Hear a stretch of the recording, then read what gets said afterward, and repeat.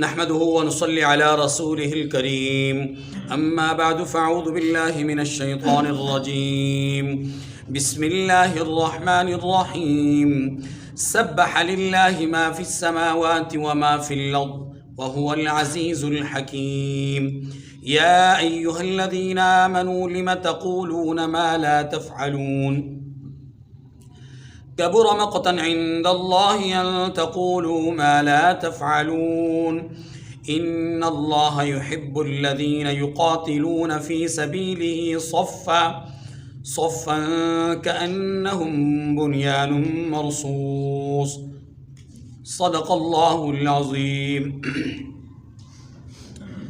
سورۃ الصف مدنی صورت ہے۔ اس سورہ مبارکہ میں 14 آیات کریمہ اور 2 رکوعات پر مشتمل یہ سورہ مبارکہ ہے۔ اس سے پہلی صورت میں اللہ تبارک و تعالی نے کفار کے ساتھ دوستی مودت رکھنے سے منع فرمایا ہے۔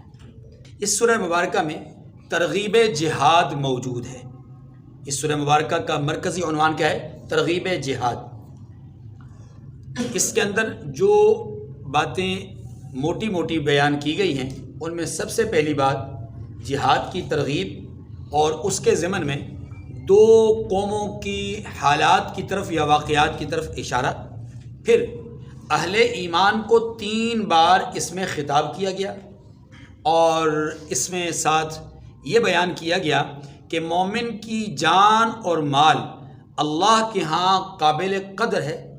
جو آدمی اپنی جان و مال کو رب کے سپرد کر دے گا اللہ اسے 3 طرح سے اعزازات عطا فرمائیں گے، مغفرت فرمائیں گے، جنت میں داخل کریں گے اور وہاں کے ٹھکانے ان کے لیے ہمیشہ ہوں گے۔ ساتھ ساتھ دنیا کے اعتبار سے اللہ رب العزت انہیں اعزاز یہ عطا فرمائیں گے کہ دنیا کے اندر یہ فتوحات سے مالا مال ہوں گے۔ یہ خلاصہ اور لب لباب ہے اس سورہ مبارکہ کا۔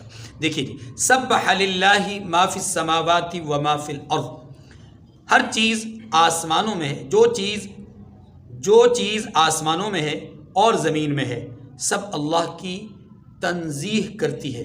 تسبیح کا معنی یہی ہے کہ اللہ کی ستائش بیان کرنا، اللہ کی تسبیح بیان کرنا، اللہ کی بڑائی بیان کرنا۔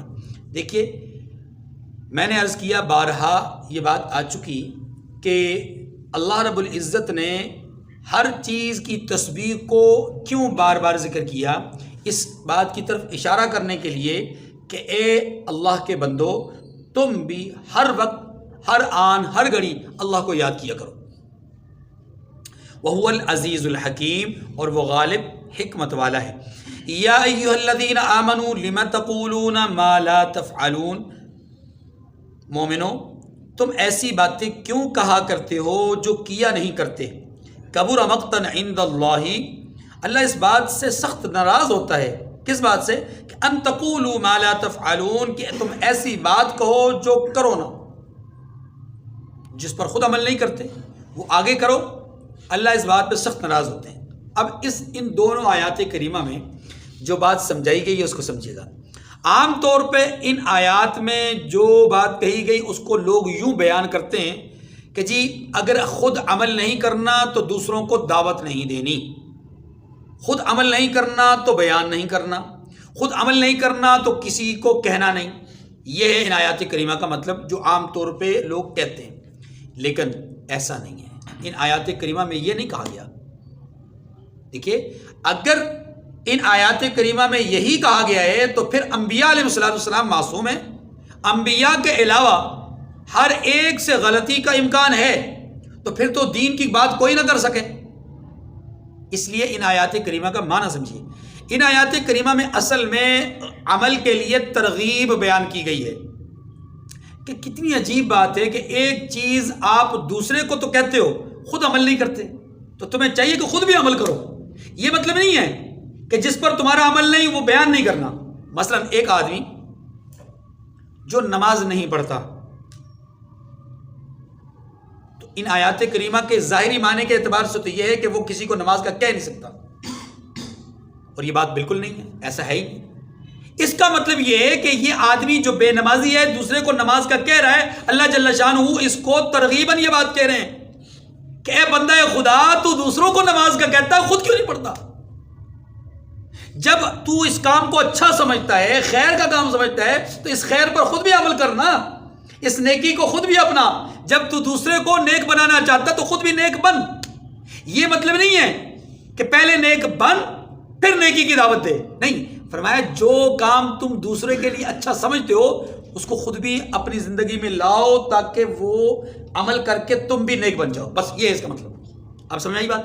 آگے، ان اللہ یحب الذین یقاتلون فی سبیلہ صفا کأنہم بنیان مرصوص۔ اب اس آیت کا ترجمہ پڑھتے ہیں، پھر ان تینوں آیات کا پس منظر عرض کرتا ہوں۔ جو لوگ اللہ کی راہ میں اس طرح جم جاتے ہیں یا جم کر لڑتے ہیں گویا سیسا پلائی ہوئی دیوار ہیں، وہ بے شک رب ذوالجلال کے محبوب ہیں۔ تینوں آیات آپ کے سامنے آ گئیں، اب ذرا پس منظر کی طرف غور کیجیے۔ رسول اللہ صلی اللہ علیہ وسلم کے زمانے میں کچھ لوگ ایسے تھے کہ جنہوں نے ایک مجلس میں کچھ بات چیت کی، اور اس بات چیت کا خلاصہ یہ تھا کہ جہاد کا حکم آ جائے تو ہم جم کر لڑیں گے، ڈٹ کر لڑیں گے، مقابلہ کریں گے، دشمن کو پاش پاش کر دیں گے۔ جیسا کہ ہم بھی بہت دفعہ ایسی باتیں جذبات میں کرتے ہیں کہ کسی کو ضرورت مند دیکھا تو دل میں خیال کیا کاش کہ میرے پاس بھی پیسہ ہو تو میں بھی غربا کے ساتھ یہ تعاون کروں، یوں کروں یوں کروں، ان کے لیے یہ ادارہ بناؤں، یہ فلاں بناؤں، کرتے پھر اللہ جب پیسہ دے دیتے ہیں تو ہم وہ بھول جاتے ہیں۔ ہوا وہاں پر بھی ایسا ہی کہ کچھ لوگ ایسے تھے جنہوں نے بڑے جذبات کا اظہار کیا، نئے نئے مسلمان ہوئے تھے، بڑے جذبات کا اظہار کیا۔ اب وہ جب جذبات کا اظہار کر رہے تھے تو اللہ ذوالجلال نے اسی دوران یہ آیات کریمہ کو بھیجا۔ ان آیات کریمہ میں ان کو یہ بات باور کروائی گئی اور ان کو یاد کروایا گیا کہ اللہ کی راہ میں اب جہاد کا حکم آ چکا، تو تمہیں چاہیے کہ جو دعوے تم نے کیے تھے، جو زبردست قسم کے جذبات کا اظہار تم نے کیا تھا، اب ان جذبات کے عین مطابق عمل بھی کرو۔ اس کا یہ مطلب نہیں کہ انہوں نے کیا نہیں، اللہ تبارک و تعالیٰ توجہ دلا رہے ہیں کہ تم نے جذبات کا اظہار کیا تھا، اب کر کے دکھاؤ تاکہ اللہ کے محبوب بن جاؤ۔ اور یاد رکھیے اصحاب رسول نے پھر کر کے دکھایا، اصحاب رسول نے پھر کر کے دکھایا، اس لیے وہ اللہ کے محبوب بن گئے۔ اسی لیے انہیں بار بار قرآن کہہ رہا ہے آمنو آمنو اے ایمان والو، اے ایمان والو۔ یہ کہنے کا مطلب ہی ہے کہ وہ اللہ کے محبوب تھے تو اللہ برگزیدہ لقب سے یاد کر رہے ہیں، ٹھیک ہے جی۔ اب یہ جو آیات جہاد اتری یا جہاد کی ترغیب آئی، عمل کی ترغیب آئی، اس کے نتیجے میں اللہ تعالیٰ نے دو قوموں کے حالات کی طرف، واقعات کی طرف اشارہ کیا۔ پہلی قوم یہود ہے، ذرا پس منظر ذہن میں لے آئیں تاکہ آیات کا ترجمہ پڑھنا آسان ہو۔ آپ جانتے ہیں کہ سورۃ المائدہ کے اندر اللہ تبارک و تعالیٰ نے قوم بنی اسرائیل یا قوم یہود یا قوم موسیٰ کا وہاں پر حال بیان کیا۔ کیا کہ جب انہیں کہا گیا موسیٰ علیہ السلام کی وساطت سے کہ اے لوگو ادخلوا ارض المقدسۃ التی کتب اللہ لکم، اس ارض مقدس میں داخل ہو جاؤ جس کی فتح اللہ نے آپ کے حق میں لکھ رکھی ہے۔ تو بنی اسرائیل نے اس وقت قوم عمالقہ جس کے مفتوح ہونے اور قوم بنی اسرائیل جس کے فاتح ہونے کی پیشن گوئی نبی کی زبان سے کہلوا دی گئی، لیکن اس سب کے باوجود، اس پیشن گوئی کو سمجھنے جاننے کے باوجود، انہوں نے قوم عمالقہ کے خلاف اٹھ کر لڑنے سے اپنے آپ کو پیچھے رکھا، بلکہ صرف پیچھے نہیں رکھا، جملہ کہا، قرآن نے اس کو ذکر کیا، فَاذْهَبْ أَنْتَ وَرَبُّكَ فَقَاتِلَا إِنَّهَا هُنَا قَاعِدُونَ، آپ کا رب جا کر کے جہاد کریں، ہم یہیں بیٹھے رہیں گے۔ اللہ رب العزت کو ان کی یہ ادا، یہ عمل اتنا برا لگا کہ 40 سال تک اسی کھلے میدان میں بھٹکتے رہے، اس میدان سے باہر نہ نکل سکے۔ اللہ نے اسی قوم کے حالات کی طرف اشارہ کیا کہ دیکھو اس نبی نے جسے اللہ کلیم اللہ کہتے ہیں، جسے اللہ کا کلیم کہا جاتا ہے، اس نبی نے اپنی قوم کو جہاد کا کہا تو قوم نے نبی کی بات نہ مان کر نبی کو تکلیف دی۔ اے ایمان والو، تمہیں نبی جہاد کی طرف بلائیں تو لبیک کہتے ہوئے دوڑتے آنا، کہیں نبی کو تکلیف نہ پہنچانا۔ بس مانگی۔ دوسرا واقعہ حضرت عیسیٰ علیہ السلام کی قوم عیسائیوں کا ہے۔ اللہ کے پیغمبر حضرت عیسیٰ علیہ السلام نے اپنی قوم سے عہد لیا تھا، وعدہ لیا تھا کہ میری مدد اور نصرت کون کرے گا؟ انہوں نے کہا جناب ہم، اور ان کے وہ جو برگزیدہ لوگ تھے، مخلص لوگ تھے، انہوں نے پوری وفا کا دم بھرا، لیکن جب ضرورت پڑی، یہودیوں کا ان پر غلبہ ہونے لگا، تو انہوں نے بجائے اس کے کہ یہود کے ساتھ مقابلہ کرتے، جو کہ حضرت عیسیٰ علیہ السلام کے اس وقت دشمن بن گئے، ان کے ساتھ بجائے اس کے کہ مقابلہ کرتے، مقابلہ کرنے سے کنی کترائی اور خود عیسیٰ علیہ السلام پر الزام تراشی شروع کر دی۔ اللہ نے اس واقعے کے ذریعے سے بھی امت محمدیہ کو سمجھایا کہ دیکھو تم محمد کریم صلی اللہ علیہ وسلم کی دعوت جہاد پر لبیک کہنا، کہیں عیسائیوں کی طرح نبی کو اذیت نہ پہنچانا۔ موسیٰ علیہ السلام کو بھی ان کی امت نے اذیت پہنچائی دعوت جہاد پر عمل نہ کر کے، عیسائیوں نے بھی نبی کو تکلیف پہنچائی دعوت جہاد پر عمل نہ کر کے۔ اے امت محمدیہ، تم اگر اس پر عمل کرو گے تو یاد رکھو پھر تمہاری جان ہمارے حوالے، تمہارا مال ہمارے حوالے۔ جب تم اپنی جان اور مال ہمارے حوالے کر دو گے تو پھر ہم تمہیں اس کے بدلے میں نعمتوں سے مالا مال کر دیں گے۔ دیکھیں فرمایا وَإِذْ قَالَ مُوسَىٰ لِقَوْمِهِ يَا قَوْمِ لِمَ تُؤْذُونَنِي وَقَدْ تَعْلَمُونَ أَنِّي رَسُولُ اللَّهِ إِلَيْكُمْ، اور وہ وقت یاد کرنے کے لائق ہے جب موسیٰ نے اپنی قوم سے کہا اے میری قوم تم مجھے کیوں ایذا دیتے ہو حالانکہ تم جانتے ہو کہ میں تمہارے پاس اللہ کا بھیجا ہوا ہوں۔ فَلَمَّا زَاغُوا أَزَاغَ اللَّهُ قُلُوبَهُمْ، تو جب ان لوگوں نے کجروی یعنی ٹیڑھا پن کجی اختیار کی تو اللہ نے بھی ان کے دل ٹیڑھے کر دیے، ان کے دلوں کو ٹیڑھا بنا دیا۔ معنی یہ ہے کہ اب وہ ہدایت سے دور ہو گئے۔ واللہ لا یہدی القوم الفاسقین، اور اللہ نافرمانوں کو ہدایت نہیں دیتا۔ یہاں نافرمان سے مراد ضدی، اللہ ضدیوں کو، عنادیوں کو ہدایت نہیں دیتا۔ وَإِذْ قَالَ عِيسَى ابْنُ مَرْيَمَ يَا بَنِي إِسْرَائِيلَ إِنِّي رَسُولُ اللَّهِ إِلَيْكُمْ مُصَدِّقًا لِمَا بَيْنَ يَدَيَّ مِنَ التَّوْرَاةِ وَمُبَشِّرًا بِرَسُولٍ يَأْتِي مِن بَعْدِي اسْمُهُ أَحْمَدُ فَلَمَّا جَاءَهُم بِالْبَيِّنَاتِ قَالُوا هَذَا سِحْرٌ مُبِينٌ۔ اور وہ وقت بھی یاد کرو کہ جب مریم کے بیٹے عیسیٰ نے کہا، اللہ اکبر، کتنے پیارے کلمات ہیں۔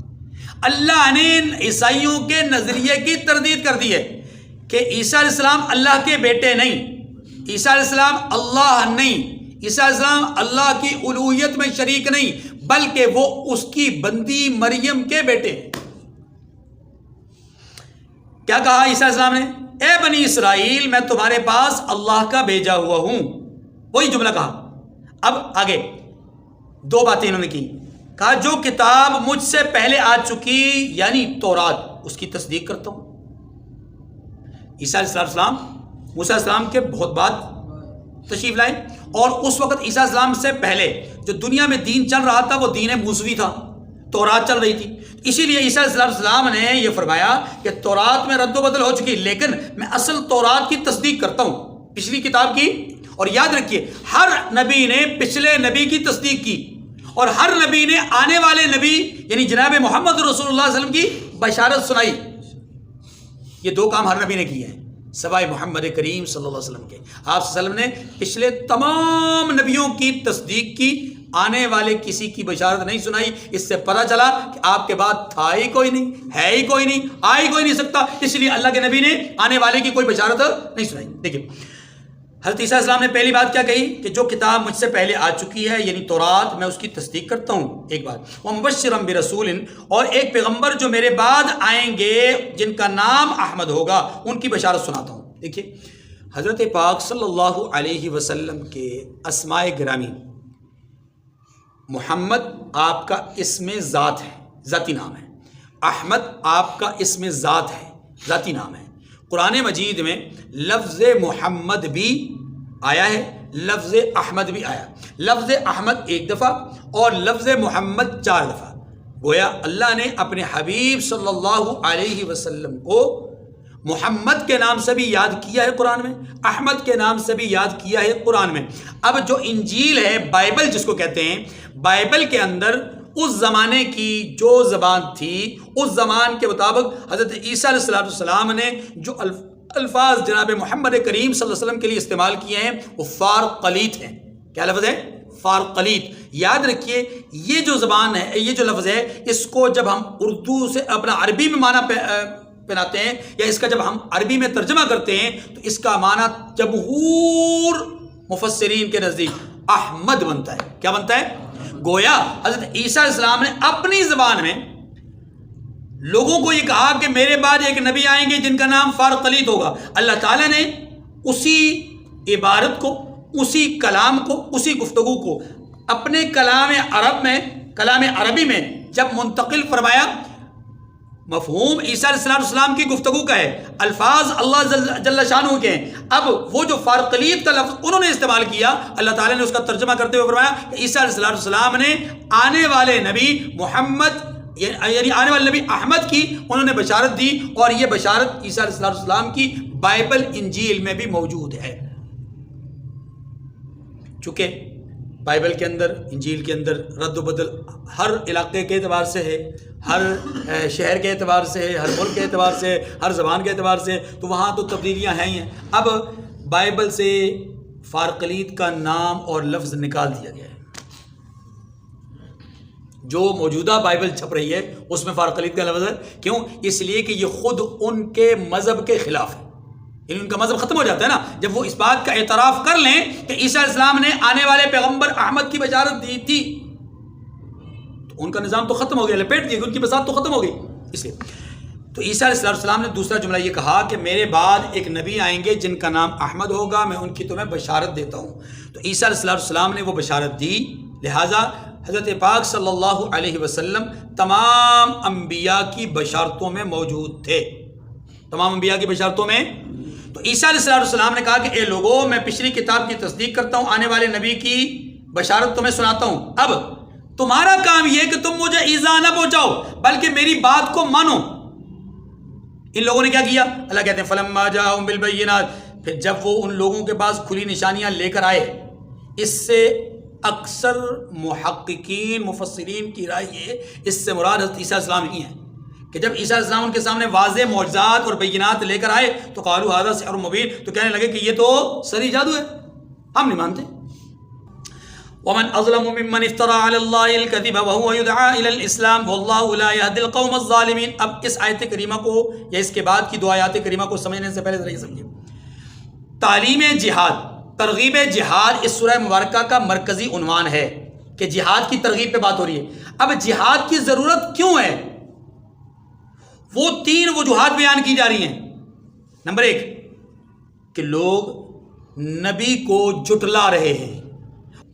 گویا جہاد کرنے کی پہلی وجہ نبوت کی تکذیب، نبوت کو جھٹلانا یا ایذاء نبوت، نبی کو تکلیف پہنچانا. ومن اظلم ممن افترى على الله الكذب وهو يدعى الى الاسلام. اس میں ترجمے میں یہ ذہن رکھیے گا کہ ومن اظلم، اس سے بڑھ کر ظالم کون ہوگا؟ افترا علی اللہ الکذب، جو اللہ پر جھوٹ باندھے، اس سے بڑا ظالم کون ہوگا؟ حالانکہ وہو یدعی الی الاسلام، حالانکہ وہ بلائے جاتے ہیں اسلام کی طرف، یعنی اسلام کی طرف بلائے جا رہے ہیں، اور یہ اسلام کی دعوت پر لبیک کہنے کے بجائے، یعنی اسلام کے داعی کی دعوت پر، محمد کریم کی دعوت پر لبیک کہنے کے بجائے یہ کیا کر رہے ہیں؟ انکار کر رہے ہیں. تو ان کا انکار گویا اللہ پر جھوٹ باندھنا ہے. وہ یہ انکار کر کے یہ کہنا چاہ رہے ہیں کہ اس آدمی نے یعنی نبی علیہ السلام نے اللہ پر جھوٹ باندھا، حالانکہ انہوں نے اللہ پر جھوٹ نہیں باندھا، وہ تو سچے داعی ہیں. جب وہ سچے داعی ہیں، وہ جھوٹ نہیں باندھ رہے، تو پھر اس کا مطلب ہے انکار کرنے والے جھوٹ بول رہے ہیں، اور اس سے بڑا ظالم کوئی نہیں ہو سکتا. یہ ہے مطلب واللہ لا یہدی القوم الظالمین، اور اللہ ظالم لوگوں کو ہدایت. یہاں پر بھی ظالم سے مراد انادی ظالم. ٹھیک ہے. یریدون لیطفئوا نور اللہ بافواہہم واللہ متم نورہ ولو کرہ الکافرون. یہ چاہتے ہیں کہ اللہ کی روشنی کو منہ سے پھونک مار کر بجھا دیں. واللہ متم نورہ، حالانکہ اللہ اپنی روشنی کو پورا کر کے رہے گا. ولو کرہ الکافرون، وہ کافر ناخوش ہوں. اس کا مطلب یہ ہوا کہ جہاد کرنے کی دوسری وجہ، یہ جہاد کی ضرورت کی دوسری وجہ وہ کیا ہے کہ کفار کی طرف سے اسلام کو مٹانے کی کوشش، کفار کی طرف سے اسلام کو مٹانے کی. آگے هو الذی ارسل رسولہ بالہدی ودین الحق لیظہرہ علی الدین کلہ ولو کرہ المشرکون. یہ تیسری وجہ جہاد کرنے کی ضرورت کے اعتبار سے تیسری وجہ فرمایا وہی تو ہے جس نے اپنے پیغمبر کو ہدایت اور دین حق دے کر کے بھیجا تاکہ اسے اور سب دینوں پر غالب کرے خواہ مشرکوں کو برا ہی لگے. یعنی اللہ نے اپنے حبیب کو اس لیے بھیجا تاکہ ان کے دین کو تمام ادیان پر غالب. تو گویا غلبہ دین کے لیے جہاد کرنا, جہاد کی ضرورت کی تیسری وجہ کیا ہے؟ ضرورت ہے جہاد کے اعتبار سے تیسری وجہ کیا ہے؟ غلبہ دین. یہ اس آیت کریمہ میں بیان ہوئی. اب یہ ایک پہلو ختم ہو گیا. اب دوسرا پہلو, یا ایھا الذین آمنوا ھل ادلکم علی تجارۃ تنجیکم من عذاب علیم. اس آیت کریمہ میں اللہ تبارک و تعالیٰ نے جہاد میں خرچ ہونے والی دو چیزیں, دیکھیے یاد رکھیے, مال اور جان, یہ دو چیزیں ہیں جو جہاد میں عمومی طور پہ خرچ ہوتی ہیں. ورنہ جہاد کی تین قسمیں ہیں, جہاد بالمال, جہاد بالسیف اور جہاد باللسان. مال کے ذریعے سے جہاد کرنا, تیر تلوار اسلحہ کے ذریعے سے جہاد کرنا, اور زبان کے ذریعے سے کلمہ حق کہہ کر کے جہاد کرنا. اللہ تعالیٰ نے یہاں جان اور مال دو چیزوں کا ذکر کیا ہے اور ان پر انعامات اور بخششوں کا اعلان کیا. دیکھیے, یا ایھا الذین آمنوا ھل ادلکم علی تجارۃ تنجیکم من عذاب علیم. اے مومنوں میں تمہیں ایسی تجارت بتاؤں جو تمہیں عذاب علیم سے نجات دے. گویا یہ تجارت ایسی ہے کہ اس کے بدلے میں عذاب علیم سے خلاصی مل جائے گی. یہ تجارت کیا ہے؟ اپنی جان کو, مال کو اللہ کے سامنے پیش کرنا اور اس کے بدلے میں عذاب علیم سے چھٹکارا. اور سورہ توبہ کے اندر بیان کیا گیا, ان اللہ اشتری من المؤمنین انفسهم واموالهم بان لهم الجنہ, بدلے میں جنت ملنا, عذاب علیم سے چھٹکارا, جنت کا مل جانا. یہاں پر بھی کہا گیا کہ یدخلکم جنات تجری من تحتها الانہار. گویا اللہ تبارک و تعالی مومن کی جان اور مال کو خرید کر اس کے بدلے میں اپنی رضا نصیب فرماتے ہیں. یہ تو ہو گئی تجارت. آپ جانتے ہیں کہ تجارت میں ایک رأس المال ہوتا ہے, یعنی بنیادی آپ کا سرمایہ, اور ایک سرمایہ کے ساتھ ہوتی ہے محنت. ایسی ہے نا جی, ایک سرمایہ ہوتا ہے, ایک یعنی ایسا نہیں ہے کہ کروڑوں روپیہ رکھ دیا اور بزنس ہونا شروع ہو گیا. نہیں, ظاہر ہے اس پیسے کے ساتھ ساتھ محنت بھی کرنی پڑتی ہے, ذہنی جسمانی صلاحیتوں کا استعمال بھی کرنا پڑتا ہے. ایسی ہے نا جی. اللہ پاک نے اس آیت کریمہ میں سرمایہ کا ذکر فرمایا کہ تمہاری جان, تمہارا مال سرمایہ ہے. تجارت میں یہ سرمایہ ایک حیثیت, ایک اعتبار سے بنیاد ہے. دوسری اعتبار سے سرمایہ کے ساتھ محنت بھی ہوتی ہے. اگلی آیت میں اللہ نے محنت کا ذکر کیا, فرمایا تؤمنون باللہ ورسولہ. وہ تجارت کیا ہے؟ وہ تجارت یہ ہے کہ اللہ پر اور اس کے رسول پر ایمان لاؤ. وَتُجَاهِدُونَ فِي سَبِيلِ اللَّهِ بِأَمْوَالِكُمْ وَأَنفُسِكُمْ, اور اللہ کی راہ میں اپنے مال اور جان سے. یہ محنت ہے, سوچ اچھی رکھو, محنت کرو. ذَلِكُمْ خَيْرٌ لَكُمْ إِن كُنتُمْ تَعْلَمُونَ, اگر تم سمجھو تو یہ تمہارے حق میں بہتر ہے. یغفر لکم, یہ ہو گیا. اب تم نے تجارت کر لی, اس میں محنت بھی کر لی, تو اس تجارت محنت کے نتیجے میں تمہیں ملے گا کیا؟ یغفر لکم ذنوبکم, پہلی بات تمہارے گناہ بخش دے گا اللہ. ویدخلکم جنات تجری من تحتها الانہار, اور تمہیں باغہائے جنت میں جن میں نہریں بہ رہی ہیں داخل کرے گا. نمبر 3, ومساکن طیبۃ فی جنات عدن, اللہ اکبر کبیرہ, اور پاکیزہ مکانات میں جو ہمیشہ کی جنت میں ہوں گے اس میں تمہیں جگہ دے گا. پاکیزہ مکانات تمہیں دے گا ہمیشہ کی جنت میں. ومساکن طیبۃ, پاکیزہ گھر دے گا کہاں؟ فی جنات عدن, ہمیشہ کی جنت میں. یہ تیسری بڑی نعمت ہے. ذالک الفوز العظیم, یہ بڑی کامیابی ہے, یہ ہے اخروی اعتبار سے. اور سنو, ہم دنیا میں بھی تمہیں مایوس نہیں کریں گے. اخری تحبونہا, ایک نعمت اللہ اور بھی دے گا, اور وہ کیا ہے؟ ایک اور چیز جسے تم بہت چاہتے ہو, بہت محبوب سمجھتے ہو, اور وہ کیا ہے؟ دنیاوی اعتبار سے فتح. نصر من اللہ وفتح قریب, یعنی اللہ تمہیں اپنی طرف سے مدد نصیب کرے گا اور فتح قریب سے نوازے گا. یعنی تمہیں اللہ کی طرف سے فتح مدد بھی ملے گی اور فتح بھی ان قریب تمہیں ادا کی جائے گی. یہ ہے دنیاوی نعمت. اور اخروی نعمت کا پہلے ذکر کیا, تو آخرت دنیا سے زیادہ اہم ہے, اس لیے آخرت کا ذکر پہلے کیا, دنیا کا ذکر بعد میں. آگے, وبشر المؤمنین, اور مومنوں کو اس کی خوشخبری سنا دیجیے. یا ایھا الذین آمنوا, یہ تیسری دفعہ یا ایھا الذین آمنوا آ رہا ہے. اے ایمان والو, یہاں کیا کہا جا رہا ہے؟ یہاں کہا جا رہا ہے کہ وہ لوگ کہ جو عیسیٰ علیہ السلام کے بڑے مخلص تھے, ان کا تذکرہ کر کے ایک پیغام دیا جا رہا ہے کہ مخلصین نے وہاں پر دباؤ کا شکار ہو کر کے نبی کے دین کو چھوڑ دیا تھا, تم نہ چھوڑنا. اور صحابہ اکرام نے پھر اس ہدایت پر عمل کر کے دکھایا۔ اللہ اکبر۔ کڑھائیوں کے اندر تیل، نیچے آگ جلائی گئی، تیل ابل رہا ہے اور کڑھائی میں ڈالے جانے کے لیے پیغمبر کے صحابی کو آگے بڑھایا جا رہا ہے اور پیغمبر کا صحابی مسکرا رہا ہے۔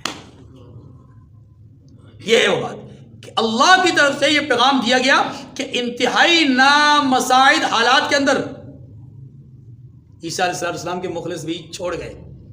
اے پیغمبر آخر الزمان کے مخلصین، تم نہ چھوڑنا، اور یقیناً انہوں نے نہیں چھوڑا۔ بس یہ اب دیکھیے، فرمایا یا ایھا الذین آمنوا کونوا انصار اللہ کما قال عیسی ابن مریم للحواریین من انصاری الی اللہ، مومنو اللہ کے مددگار بن جاؤ، جیسے کہ عیسیٰ علیہ السلام نے حواریین سے کہا کہ بھلا کون ہے جو اللہ کی طرف میرے مددگار ہوں گے، یعنی اللہ کے لیے میرے مددگار بنیں گے، وہ کون لوگ ہیں؟ قال الحواریون نحن انصار اللہ، تو حواریین کہنے لگے کہ ہم اللہ کے مددگار ہیں۔ حواریین کہنے لگے کہ ہم، حواریین کون ہیں؟ دیکھیے، حواری اس کا معنی مخلص کا بھی ہوتا ہے اور یہ دھوبی کو بھی کہا جاتا ہے۔ ذرا سمجھیے گا، دھوبی کو بھی کہا جاتا ہے۔ یہ جو حواریین ہیں، یہ بعض لوگوں کی رائے یہ ہے کہ یہ دھوبیوں کی ایک جماعت تھی جو حضرت عیسیٰ علیہ السلام کو بڑے اخلاص کے ساتھ مانتے تھے۔ تو اخلاص بھی تھا، شعبے کے اعتبار سے دھوبی بھی تھے، کہ جیسے دھوبی کپڑوں کو دھو کر بالکل صاف ستھرا اجلا کر دیتے ہیں، یہ بھی اپنے اخلاص کی وجہ سے شیطان کے وساوس کو، خیالات کو اپنے دل اور دماغ سے بالکل صاف کر چکے اور ان کا دل کیا ہوگا؟ پاکیزہ ہو گیا۔ بڑے اچھے لوگ تھے۔ حضرت عیسیٰ علیہ السلام نے جب نامساعد حالات آئے، یعنی یہودیوں نے جب ان پر بہت زیادہ ظلم و ستم کرنا چاہا، اس وقت عیسیٰ علیہ السلام نے مخاطب کر کے کہا کون ہے جو میری مدد کرے گا؟ تو ان لوگوں نے یہ کہا کہ ہم آپ کی مدد کریں گے، یعنی ہم آپ کا ہر ممکن ساتھ دیں گے۔ اس میں تعداد کتنی ہے؟ تو زیادہ تر آراء یہ ہیں کہ یہ لوگ 12 افراد پر مشتمل تھے جنہوں نے حضرت عیسیٰ علیہ السلام کی نبوت اور رسالت کی نصرت کے حوالے سے بات کی۔ لیکن بعد میں حالات ایسے بنے، ایک عرصے تک تو بڑے مضبوط رہے، لیکن بعد میں جب یہودیوں کا جو تسلط ہے وہ مضبوط ہو گیا اور یہ کمزور ہو گئے، تو پھر یہ آہستہ آہستہ کیا ہو گئے؟ عقائد کے اعتبار سے، ایمانیات کے اعتبار سے، عمل کے اعتبار سے کیا بن گئے؟ کمزور بن گئے۔ انہی کی طرف اشارہ کیا کہ ایک گروہ ان میں سے بہرحال مضبوط رہا اور ایک دوسرا گروہ جو کہ زیادہ افراد پر مشتمل تھا وہ کیا ہو گیا؟ ڈاواڈول ہو گیا اور کفر کی طرف چلا گیا۔ اور انہوں نے عجیب عجیب دعوے کر دی، حضرت عیسیٰ علیہ السلام اللہ کے بیٹے تھے، اللہ یعنی آسمانوں پہ چلے گئے، عیسیٰ علیہ السلام اللہ کے بیٹے تھے تو نعوذ باللہ اپنے والد کے پاس چلے گئے، یا خدائی میں شریک تھے تو اپنے پارٹنر کے پاس، اس طرح کے جو ہے وہ دعوی ان کے اندر آنے لگے۔ یا ایھا الذین آمنوا کونوا انصار اللہ کما قال عیسی ابن مریم للحواریین من انصاری الی اللہ، مومنو اللہ کے مددگار بن جاؤ، جیسے عیسیٰ علیہ السلام نے حواریین سے کہا کہ کون ہے جو اللہ کی طرف بلانے میں میرے مددگار ہوں گے؟ حواریین نے کہا کہ ہم اللہ کے مددگار ہیں۔ فآمنت طائفة من بنی اسرائیل، تو بنی اسرائیل میں سے ایک گروہ تو ایمان لے آیا، وکفرت طائفہ، اور ایک گروہ کافر رہا، فأیدنا الذین آمنوا علی عدوہم فاصبحوا ظاہرین، بالآخر ہم نے ایمان لانے والوں کو ان کے دشمنوں کے مقابلے میں مدد دی اور وہ غالب ہو گئے، وہ کامیاب ہو گئے۔ یعنی یہاں غلبے سے مراد کیا ہے؟ یہاں غلبے سے مراد یہ ہے کہ اپنے ایمان پر مضبوط رہے، اور ایمان ہی کی حالت میں انتقال ہو گیا تو وہ گویا کہ کفر پر، شیطان پر غالب رہے اور اپنے ایمان کو انہوں نے غالب رکھا۔ وآخر دعوانا الحمدللہ رب العالمین۔